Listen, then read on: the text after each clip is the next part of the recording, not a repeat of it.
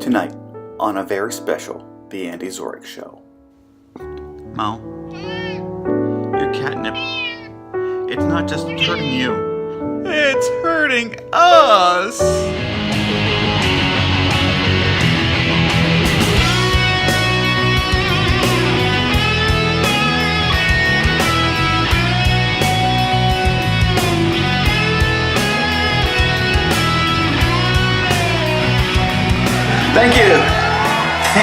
Thank you, and welcome to the Andy Zoric Show. The only show on YouTube still puttying like it's 1999. I am your host, the aforementioned Andy Zoric, and that means it is now time for our top story. Our top story comes from Indiana, where the final four candidates battled it out for the two parties' nominations. And John Kasich was there too. Trump drew the endorsements of former Indiana basketball coach Bobby Knight, former Notre Dame football coach Lou Holtz, while Ted Cruz was endorsed by the former Purdue and Indianapolis Colts quarterback Curtis Painter. Suppose that's something? Okay, we didn't win in Indiana, but give us some good news, Mr. Cruz. Americans are deeply frustrated and desperately want to change the path that we're on. California, here we come! The movement that you have started is extraordinary. Yeah, bring it home, Teddy boy! We are suspending our campaign.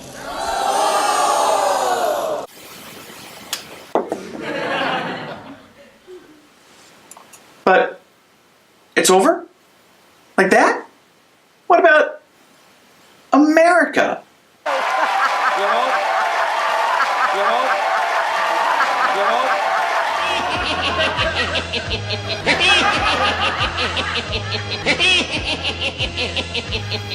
With Trump as the presumptive Republican nominee, the likelihood of a brokered convention now shifts to the Democrats. With a large win in Indiana, the momentum clearly is on the side of Bernie Sanders. That means it is up to Hillary to convince the American people, the Democrats, that she should be the party's nominee. For a reaction from the Clinton campaign, let's go to political correspondent Apollo Creed's trainer. He doesn't know it's a damn show. He thinks it's a damn fight. Finish this bum and let's go home. All things considered, in a political season where Donald Trump is the Republican nominee and the Democrats have a brokered convention between a socialist and a feminist criminal, the real winner is comedy. Speaking of comedy, here's your Joe Biden meme of the week.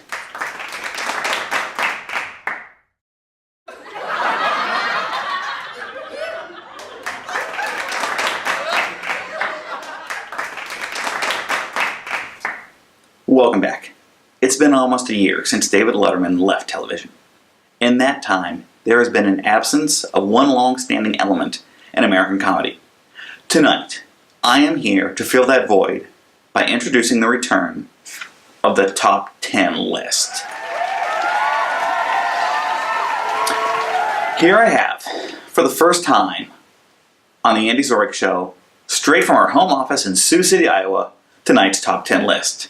Yet no 3D fancy, late show top 10 graphics. This is an old school, late night top 10 list. Also, we don't have that kind of production value. Tonight's category, top 10 Ted Cruz excuses. Number 10, just couldn't get the media on his side. Number 9, Indiana primary. I thought it was the India primary. Number 8, decided he'd rather run for president of his native Canada. Number 7, when Carly fell off the stage, just dragged the whole campaign down. Number 6, insert Donald Trump's hair joke here.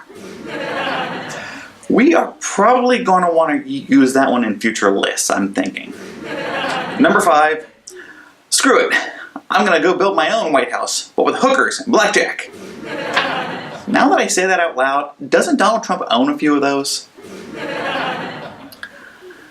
Number 4, how do you compete with a guy who has 6 whole months of political experience? Number 3, just couldn't bring himself to humiliate a woman in the general election the way he knows Trump will. Number 2, wants to spend more time with his classic rock tribute band Teddy and the Cruisers And the number one Ted Cruz excuse, 2 words, John Kasich.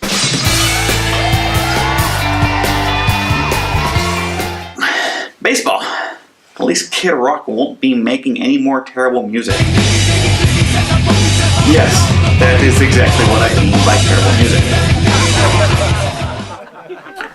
I'll take movies Americans refuse to watch for $600, Alex. Back now with the major backlash over a Hollywood comedy planned about Ronald Reagan in the grip of Alzheimer's, with the actor Will Ferrell portraying the former president. Reagan's family is outraged, saying it is no laughing matter. And chances are the families of the more than 5 million Americans who suffer from this disease might agree. And by Friday, according to the New York Post, the actor backed out of the project. Boy, that escalated quickly. This week, the world's largest insect was discovered in China. Upon hearing the news, Donald Trump said, "When I'm president, we're going to make the biggest insects in America. They're going to be huge, I tell you. And they'll be the best looking, most luxurious insects." The Donald also tweeted out this photo for Cinco de Mayo with the accompanying message, "Happy Cinco de Mayo. The best taco bowls are made in Trump Tower Grill. I love Hispanics." Soylent Tacos is people! It's people! This week, the National Football League warned its players in a memo that meat produced in China and Mexico could be contaminated with anabolic substances banned by the league's performance-enhancing policy. The memo was sent to all players except Tom Brady, who instead received a gift pack of Guadalajara steaks. And nothing washes down a steroid-infused meat better than your craft beer of the week. I'm drinking Raz Wheat by Jackie O's Brewing. It's made right here in Ohio. We're getting into warmer weather. It's good to have those lighter wheat-made beers. And a lot of them are infused with other flavors. This one, raspberry, so a little on the tangy side. The raspberry is a little bit lost in the wheat, so it's not overpowering at all. If you think about it, you get the fruit flavor, but it's mostly wheat. I give this about 2.75 on a 5 scale. Welcome back. Shout out to One Crazy Life and Just Lily for their comments. Hope you enjoyed Moe's dramatic scene, and there should be a lot more Star Wars talk down the road.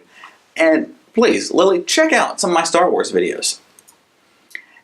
If you want a shout out, leave me a comment. Or contact me on Twitter or Instagram at Andy Zoric. Use the hashtag Andy Zoric Show to talk about the show on social media. Someday we will trend. Tune in next time to see me fill out a job application to be Donald Trump's running mate. Until then, I hope it was as good for you as it was for me. Good night.